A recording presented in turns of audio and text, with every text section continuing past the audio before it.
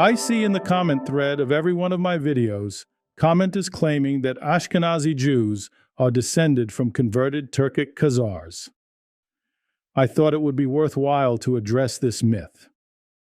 The story of the Jewish Khazars begins with the 10th century Khazar correspondence. An Andalusian Jewish statesman, Hasdai ibn Shaprut, sent a letter to King Joseph of the Khazars. In his reply, Joseph recounts how a ruler generations earlier had summoned Jewish, Christian, and Muslim scholars to his court before deciding to adopt Judaism, along with his servants, attendants, and all his people. Most scholars accept the letter as an authentic 10th century document. 10th century Arabic chroniclers such as Ibn Fadlan describe Atil, the Khazar capital, as a city of many faiths, which is in line with King Joseph's description. Al-Masudi wrote, "The laws of the Khazar capital decree 7 judges, 2 for the Muslims, 2 who judge in accordance with the Torah, for the Khazars, 2 who rule in accordance with the Gospels, for the Christians among them, and 1 for the Sakaliba and Russians and other idolaters." He also reports that Muslims dominated Khazar politics through the al-Risiyya, the ruler's Muslim Praetorian Guard. Al-Istakhri and Ibn Hawqal emphasized the size of the Muslim community. More than 10,000 people with around 30 mosques. Ibn Hawqal wrote that Muslims form the majority of the Khazar capital's urban population, alongside Christians, Jews, and idolaters. This religious diversity may reflect a deliberate political strategy. The adoption of Judaism by the court could have been a choice to maintain neutrality between the Christian Byzantine Empire and the Islamic Caliphate. In 965 CE, 10 years after King Joseph wrote his letter, Sviatoslav, the Grand Prince of Kiev, sacked Atil. By the beginning of the 11th century, Atil, along with the Khazari Jews, disappeared from history. There were Jewish communities in Crimea who became Turkic speakers, but they were diaspora Jews who traced their roots to Byzantium and the Middle East. Judah Halevi, one of the great Hebrew poets of the 12th century Islamic Spain, wrote the Khuzari, a celebrated apologetic dialogue defending Judaism. He used the disputation of scholars before the Khazar king as the stage set for his arguments.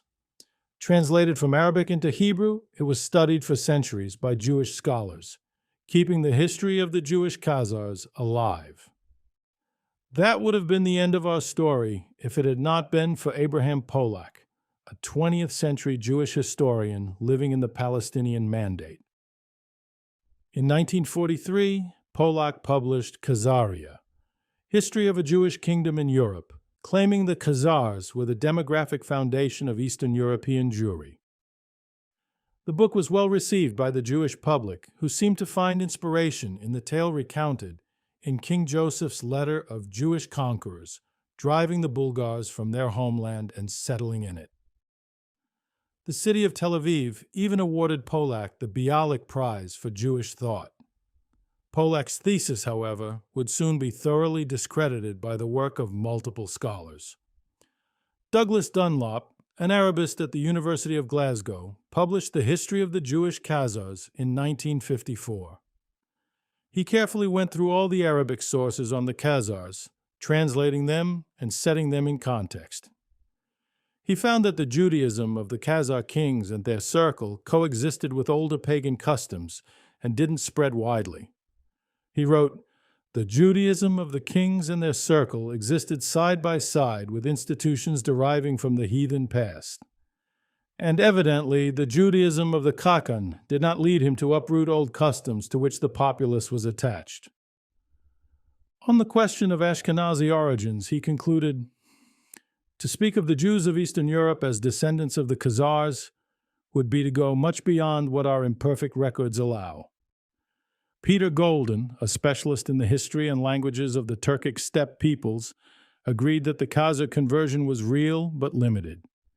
He surmised that any Judaized Khazars who may have joined the Slavic-speaking Jewish communities of the Kievan Rus were soon assimilated and overwhelmed by the far larger numbers of Ashkenazi Jews, arriving later from Central Europe. The Khazars were at best a footnote to, not a foundation of Ashkenazi Jewry. More recently, Boris Zhivkov, a Bulgarian historian at San Oteron Clement Ohrid University in Sofia, re-examined the Khazars in his book Khazar-era in the 9th and 10th centuries in 2015. His conclusions echo earlier scholars. As he writes, Judaism was the religion practiced by the Khazar ruling dynasty and possibly by quite a significant part of the nobility. The majority of the population, however, continued to adhere to its pagan beliefs. Zhivkov also notes that this was not unique to the Khazars. The ruling family's change of religion is not uncommon for the steppe empires contemporary to Khazar-era.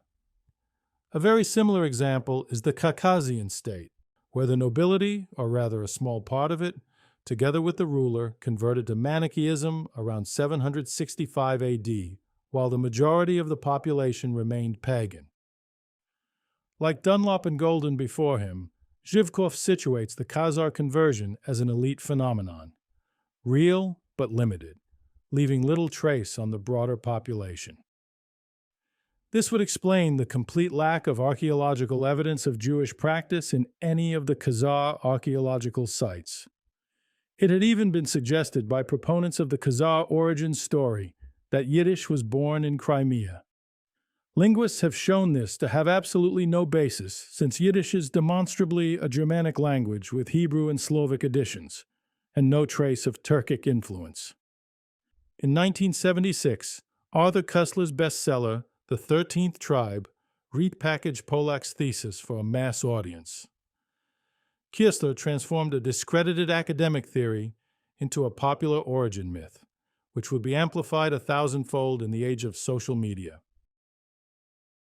The final word on this subject goes to the geneticists at Tel Aviv University, the Weizmann Institute of Science, Harvard Medical School, and the Max Planck Institute for the Science of Human History in their study, The Genomic History of the Bronze Age Southern Levant. The researchers analyzed the DNA of 73 ancient individuals from Bronze Age Canaanite sites, comparing them to modern Jewish and Palestinian populations. Looking at the chart, you can see that Ashkenazi Jews share the same Levantine Canaanite ancestry as Sephardic and Mizrahi Jews, Palestinian Christians, and Muslims. All of these groups share a common origin in what is today Israel and Palestine. The Ashkenazim do have a substantial European admixture from 2,000 years in Europe, but what you don't find is any sign of Turkic ancestry, no significant Central Asian Turkic admixture. This should put to rest persistent myths about the origins and identity of both Ashkenazi Jews and Palestinian Arabs. Thanks for watching. Please hit the like and subscribe buttons if you would like to see more content like this.